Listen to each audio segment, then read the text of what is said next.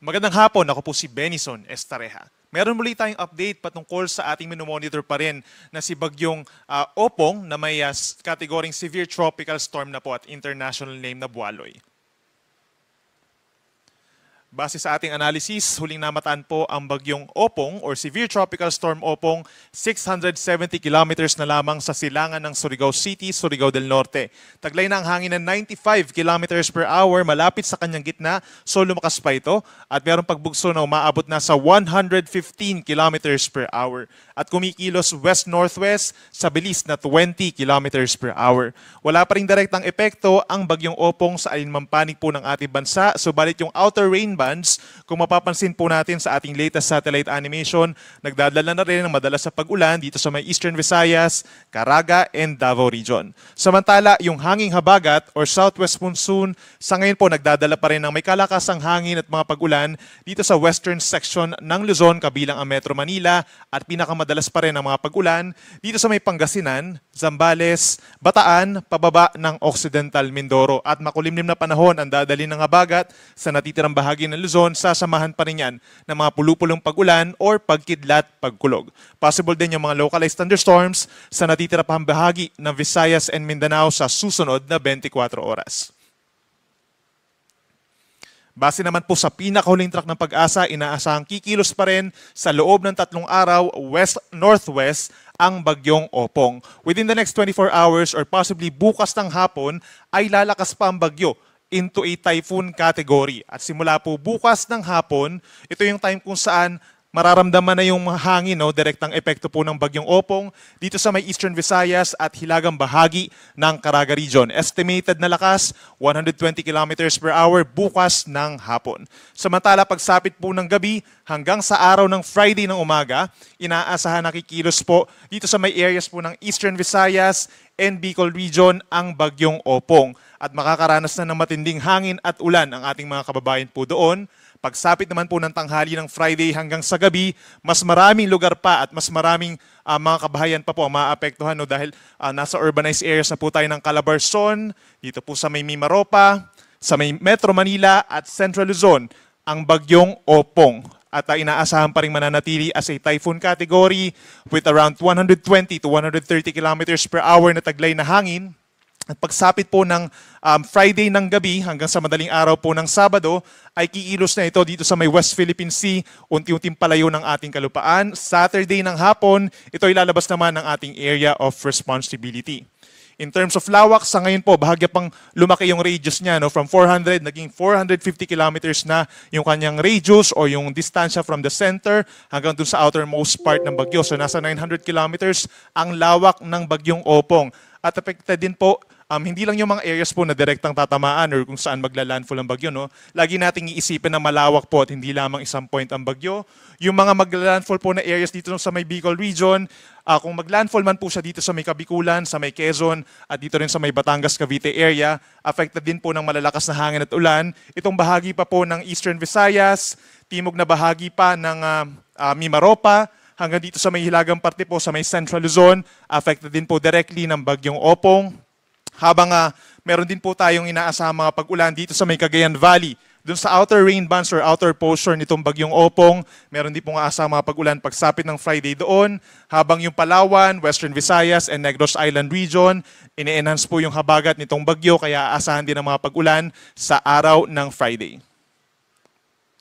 At dahil dyan, nakataas po ang tropical cyclone wind signal number 2. Dito po sa may Northern Samar at sa northern portion of Eastern Samar. Habang meron namang signal number 1 sa may Camarines Sur, Catanduanes, Albay, Sorsogon, Masbate, signal number 1, maging sa probinsya ng Samar, natitirang bahagi ng Eastern Samar, Buong Biliran, at hilagang bahagi ng Leyte. So simula po bukas ng hapon, naaasahan pa rin po ang malalakas na hangin dito sa mga nabanggit natin na lugar. At please take note, posibleng mas marami pang lugar or maraming lugar talaga po ang magkakaroon pa ng mga wind signals at mas matataas pa po yung ating mga wind signals ay tataas habang lumalapit itong si Bagyong Opong sa ating kalupaan. Pinakamataas na po ang signal number 4 kung pagbabasihan natin yung ating latest forecast intensity na typhoon. Samantala, pagdating naman po sa mga pag-ulan, within the next 24 hours, more on scattered rains or kalat-kalat na mga pag-ulan, wala pa namang significant rainfall. Pero simula po bukas ng hapon hanggang sa Friday ng hapon, dyan na magkakaroon ng mas maraming mga pag-ulan na malalakas ang ating mga kababayan dito po sa Luzon and Visayas, direktang epekto nitong si Bagyong Opong. Meron tayong possible na higit sa 200 millimeters na dami ng ulan sa may Northern Samar, Eastern Samar at Masbate. Ibig sabihin, possible yung malawakang pagbaha at pag-apaw ng ating mga kailugan doon at mataas din ang tsansa na magkakaroon ng mga pagguho ng lupa sa mga bulubundukin na lugar. Pagsapit naman dito sa may probinsya ng Samar, posible ang 100 to 200 millimeters na dami ng ulan, possible din yung mga pagbaha at landslides, habang 50 to 100 millimeters naman ang posible simula po bukas ng hapon hanggang sa Friday ng hapon dito sa may Leyte, Southern Leyte, Cebu, Negros Island, maging dito rin sa buong Western Visayas at sa lalawigan ng Palawan at Romblon. Inaasahan din po bukas ng hapon hanggang sa Friday ng hapon. Ito nga yung time kung saan malapit na sa may Eastern Visayas at Kabikulan ang Bagyong Opong. Dito po sa may Sorsogon, possible yung higit 200 millimeters na dami ng ulan. Sa natitirang bahagi ng Bicol Region, possible yung 100 to 200 millimeters. So mataas din ang tsansa ng mga pag-ulan na malalakas sa Camarines Provinces, Albay, Catanduanes, maging dito rin sa lalawigan ng Quezon at Marinduque. Meron naman tayong possible na 50 to 100 millimeters na dami ng ulan simula po bukas ng hapon sa may Mindoro Island, lalawigan ng Romblon, maging dito rin po sa Laguna, Cavite at Batangas, hanggang dito sa may Aurora and Isabela, affected din po ng enhanced na easterlies o yung hangin po na nanggagaling dito sa may silangan dahil kay Bagyong Opong. At pagsapit naman po Friday afternoon hanggang Sabado ng hapon, ito po yung time kung saan nandito sa may Quezon Province ang Bagyong Opong hanggang sa binabagtas po itong Calabarzon, Metro Manila at Southern Central Luzon hanggang sa makarating ng West Philippine Sea. So ibig sabihin, maraming lugar pa rin dito sa may Southern Luzon ang posible magkaroon ng matinding ulan. 100 to 200 millimeters po ang posible sa may Camarines Provinces, dyan sa amin sa Quezon, gayon din sa Marinduque, Romblon, Mindoro Provinces, Batangas, Laguna at Cavite.